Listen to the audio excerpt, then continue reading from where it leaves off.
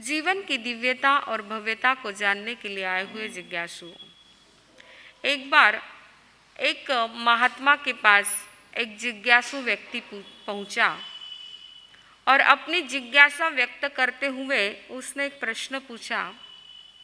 महात्मा से प्रश्न पूछा, गुरुदेव, संसार में रहते हुए हमें किसका अर्जन करना है और किसका विसर्जन करना है?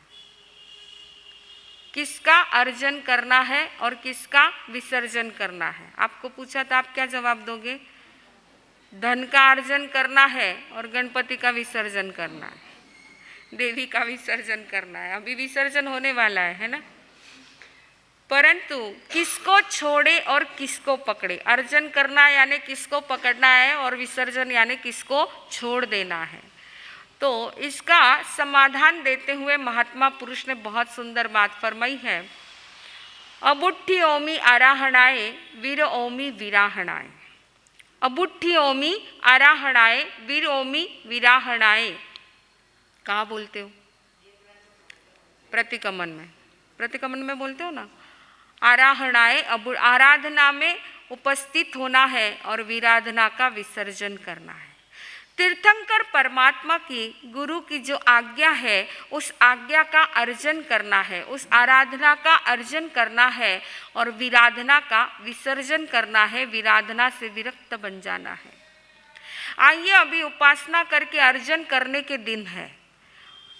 नवपद की उपासना साधना करके ऊर्जा को संग्रहित करना है, ऊर्जा को ग्रहण करना है। इसलिए ये 15 दिन जो है, मातृपक्ष जो है हमारा, बहुत ही महत्वपूर्ण है। ये 15 दिन बहुत महत्वपूर्ण है। जैसे अभी 9 दिन नवरात्रि के और 9 दिन हमारे नवपद ओली के। ओली पर्व में इस आइम्बिल तप की आराधना और नवपद की साधना कर हम अपनी ऊर्जा को बढ़ाएं, क्योंकि आइम्बिल यह ओली पर्व इतना महत्वपूर्ण है। मात्र मनुष्य ही नहीं परंतु स्वर्ग के देवता भी नंदीश्वर द्वीप पर जाकर के 9 दिन इस नवपद ओली पर्व की आराधना करते हैं। इतना इस पर्व का महत्व है, आइम्बिल का महत्व है। और आइए, जिसने यह नवपद ओली की आराधना कर अपने जीवन में आराधक बन गए और सर्वश्रेष्ठ कोटि के आराधक बन गए, ऐसे श्रीपाल चरित्र को हम श्रवण कर रहे हैं। आइए चलते हैं उज्जैनी नगरी। कल हमने सुना उज्जैनी नगरी का राजा है प्रजापाल, जिसकी 2 पत्नियां हैं, सौभाग्य सुंदरी और रूप सुंदरी। दोनों को एक एक राजकन्या है, सुर सुंदरी और मैना सुंदरी। और कल आपने सुना दोनों राजकन्याओं को राजा ने पढ़ने के लिए कलाचार्य के पास भेजा था। कलाचार्य के पास पूरी 64 कलाओं में दोनों भी प्रवीण बन चुकी है, पारंगत बन चुकी है। यौवन की दहलीज पर कदम रखा है और शारीरिक सौंदर्य, मन के सौंदर्य के साथ साथ विचारों का सौंदर्य भी उनका द्विगुणित हो चुका है। पढ़ लिख करके तैयार हो गई है। कलाचार्य उन दोनों को लेकर राजसभा में आते हैं और जैसे ही राजा को पता चला कि दोनों राजकन्याएं पढ़ लिख करके राजसभा में आ रही है, 12 वर्ष के बाद आज पुनः राजमहल की ओर आ रही है, राजा ने मंत्री की सलाह ली और विचार किया कि इन दोनों की परीक्षा लेनी चाहिए। उनको पता नहीं है कि हमारी परीक्षा ली जाने वाली है, परंतु इधर राजा ने प्लानिंग बना लिया कि दोनों की परीक्षा लेनी है, क्योंकि राजा जानना चाहते थे कलाचार्य ने इनको कैसे पढ़ाया है और इन्होंने कैसे पढ़ा है, इन्होंने क्या ज्ञान हासिल किया है, ये राजा जानना चाहता था। बंधुओं, उस समय में यह मौखिक जाहिर सभा के अंदर मौखिक परीक्षा लेना एक बहुत प्रशस्त रीत थी। आज तो ये मौखिक परीक्षा तो आउट ऑफ डेट हो चुकी है ना, मात्र छोटे छोटे बच्चों की होती है, बाकी बड़ों की कोई मौखिक परीक्षा होती नहीं है। पर आज जमाना रिश्वत का ज़माना है, नकल का ज़माना है। इसलिए देखते हैं हम कई ऐसे लोग हैं, अनपढ़ लोग भी, जिनको डिग्रियां मिल जाती हैं, नौकरी मिल जाती है, और पढ़े लिखे होशियार लोग ऐसे ही घूमते रहते हैं। तो ये आज की स्थिति है। मैंने कल भी कहा कि पढ़ाई का लक्ष्य बदल चुका है, पढ़ाई का ढांचा बदल चुका है। मात्र आजीविका का साधन इस पढ़ाई को बना करके रखा है, परंतु उस जमाने में जो पढ़ाई होती थी, जो व्यवहारिक शिक्षा दी जाती थी, वो एक जीवन का लक्ष्य लेकर के धार्मिक धर्म के साथ हम कैसे जीवन जी सकते हैं, इस लक्ष्य को लेकर के पढ़ाया जाता था। तो यह कथा जो है वो ज़माने में ये पद्धति कैसी थी, इसलिए ये कथा जो है मात्र मनोरंजन के लिए नहीं या टाइम पास के लिए नहीं कि बस होली है और इसलिए हमको श्रीपाल कथानक सुनना ही है, यह सोच कर के मत सुनना। परंतु इस कथानक के माध्यम से जो भी कुछ विशेष पद्धतियाँ हैं, जैसे ये जाहिर मौखिक परीक्षा का जो एक आयोजन होता था, तो ये बहुत अच्छी रीत थी। और ऐसे जो अच्छी रीति रिवाजों को हम भूल चुके हैं, उसको पुनः याद करके पुनः उसमें जुड़ने के लिए हमें ये कथानक श्रवण करने होते हैं। तो आइए, राज्यसभा के अंदर दोनों राजकन्याएं प्रवेश करती हैं, आगमन होता है दोनों का, और राजा ने जो है उनको सवाल पूछे हैं।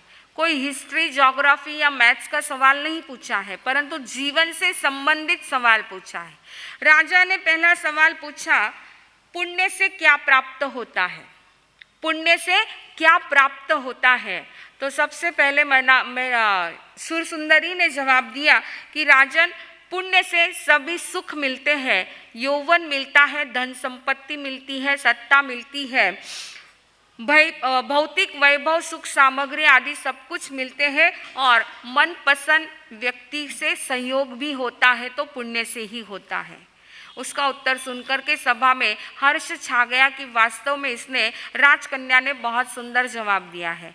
मैना सुंदरी की बारी आई। मैना सुंदरी से भी यही प्रश्न पूछा। तब मैना सुंदरी ने कहा कि राजन, इसके साथ साथ जो है निरोगी शरीर, बुद्धि, बल, ऐश्वर्य, संपत्ति सब कुछ मिलता ही, लेकिन इसके साथ साथ पुण्य से सद्गुरु की प्राप्ति होती है, विनय और विवेक की प्राप्ति होती है, चित्त की प्रसन्नता मिलती है और मोक्ष का मार्ग मिलता है। ये सारा पुण्य से मिलता है। दोनों का उत्तर अपनी अपनी जगह सही था। सारी सभा में जो है तालियों की गड़गड़ाहट हो गई कि राजकन्या ने बहुत सुंदर जवाब दिया है। बड़ी प्यारी राज दुलारी थी वो दो बहना, सुर सुंदरी और मैना। बड़ी प्यारी राज दुलारी थी वो दो बहना, सुर सुंदरी और मैना। कर्मों की गति है न्यारी सुनो, न्यारी सुनो, तुमको सुनाती हूँ उनकी कहानी, सुनो जरा, सुनो जरा। ओ बड़ी प्यारी राज दुलारी थी वो दो बहना, सुर सुंदरी और मैना। पूरी हुई शिक्षा तब बुलाया उन्हें, बुलाया उन्हें, भरी सभा में राजा ने एक दिन पूछा उन्हें, पूछा उन्हें, कौन बड़ा है इस दुनिया में, ये तो बताओ दोनों जरा, दोनों जरा। ओ बड़ी प्यारी राज दुलारी थी वो दो बहना, सुर सुंदरी और मैना। पहला प्रश्न राजा ने, अभी दूसरा प्रश्न सभा के अंदर पूछा है कि संसार में सबसे बड़ा कौन है?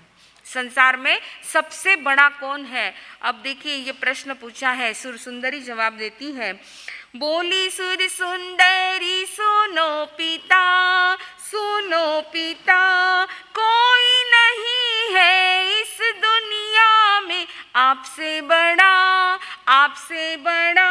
आपका ही ठाट बाट है, आपका ही राज यहाँ, राज यहाँ। ओ बड़ी प्यारी राज राज दुलारी थी वो दो बहना, सुर सुंदरी और मैना। सुर सुंदरी ने क्या जवाब दिया?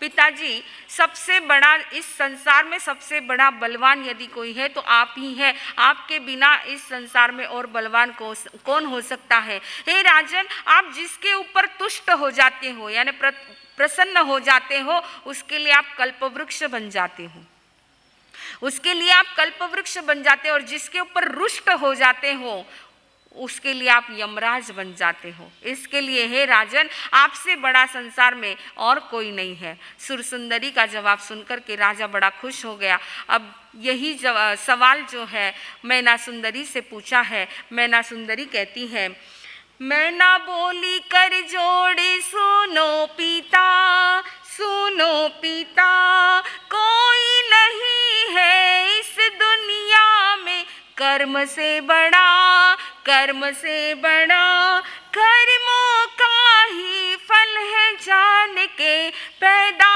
हुई मैं आपके यहाँ, आपके यहाँ ओ बड़ी प्यारी राज दुलारी थी वो दो बहना, सुर सुंदरी और मैना। क्या जवाब दिया मैना ने? पिताजी, इस संसार में कर्म से बड़ा और कोई नहीं हो सकता है। कर्मों का ही यह परिणाम है कि मैं आज राजकुल में आपके यहाँ मुझे जन्म मिला है। ये सब कर्मों का ही फल है। आपको भी जो राज वैभव सत्ता ये जो कुछ भी मिला है सब आपके शुभ कर्म का उदय है, इसके लिए आपको मिला है। तो संसार में कर्म से बड़ा और कोई नहीं हो सकता है। मैना का जवाब सुनकर के राजा गुस्से में आ गया। सुरसुंदरी का जवाब सुनकर के तो राजा खुश हो गया था, क्योंकि प्रशंसा एक ऐसी वेल है जो हमेशा बढ़ती रहती है, और कोई किसी की प्रशंसा करता है तो वो पसंद होती ही होती है ना। एक छोटा सा बच्चा भी है, उसकी प्रशंसा कर दो तो उसका चेहरा तुरंत बदल जाता है, और बड़े व्यक्ति भी हो तो उनकी प्रशंसा कर दो तो उनका भी चेहरा बदल जाता है।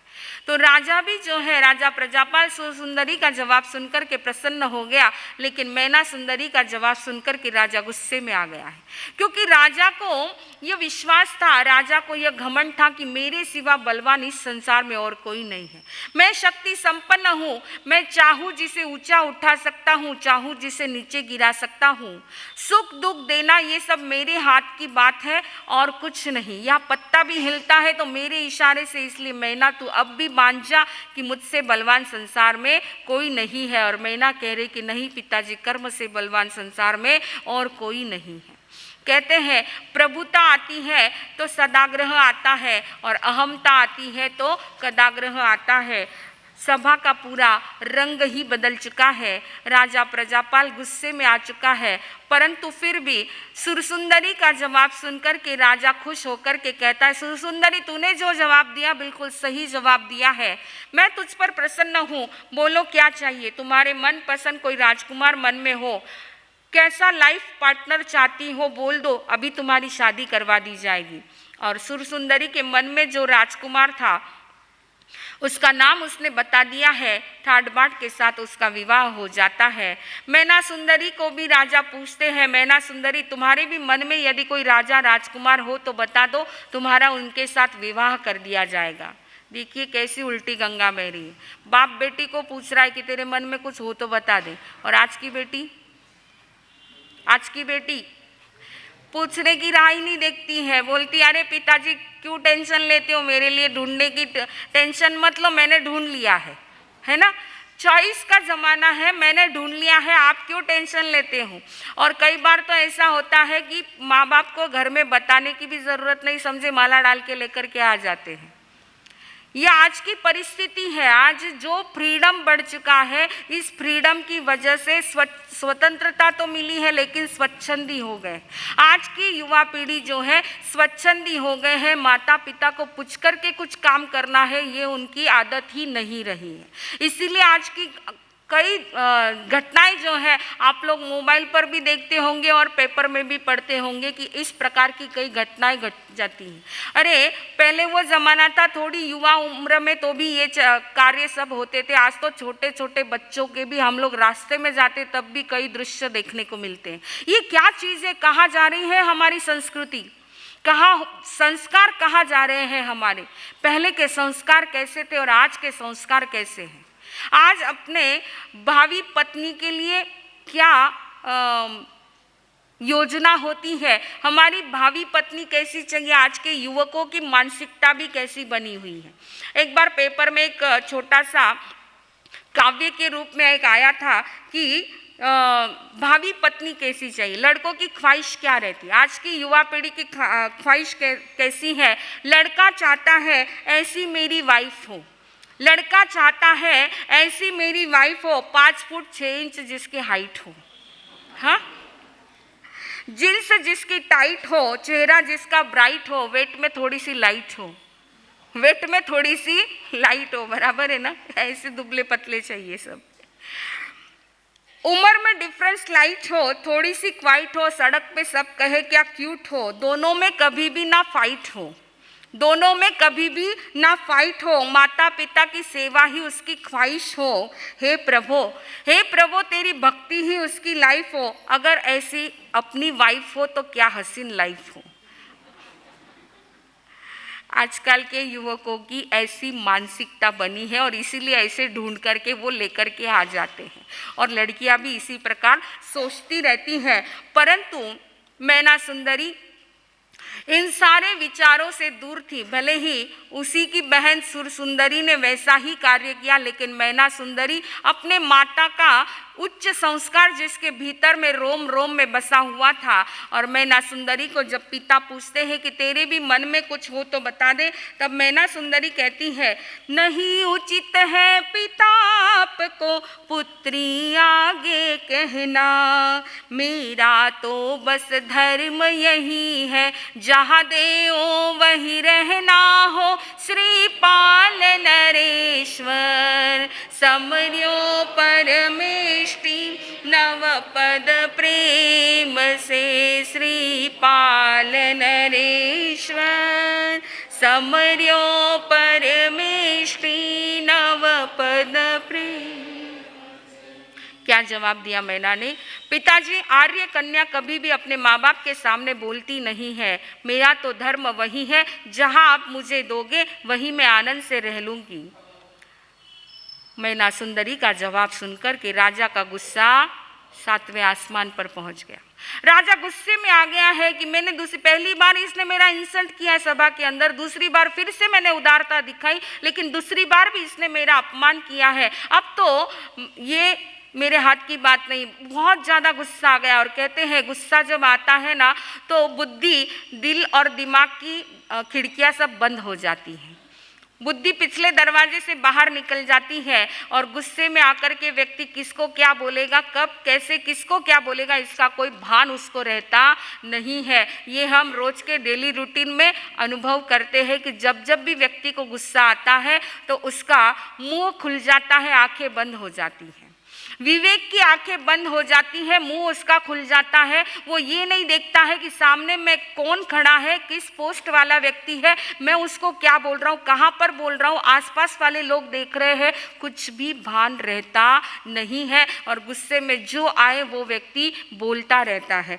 तो यहाँ पर भी यही बात बन गई है, सभा का पूरा रंग बदल चुका है। राजा गुस्से में आकर के मैना से कह रहा है और मैना अपनी बात पर स्थिर है। आखिर मंत्री ने जो है राजा से कहा, राजन सभा का समय पूरा हो चुका है और आपका वन भ्रमण का समय आ चुका है, तो चलिए हम वन भ्रमण के लिए जाते हैं।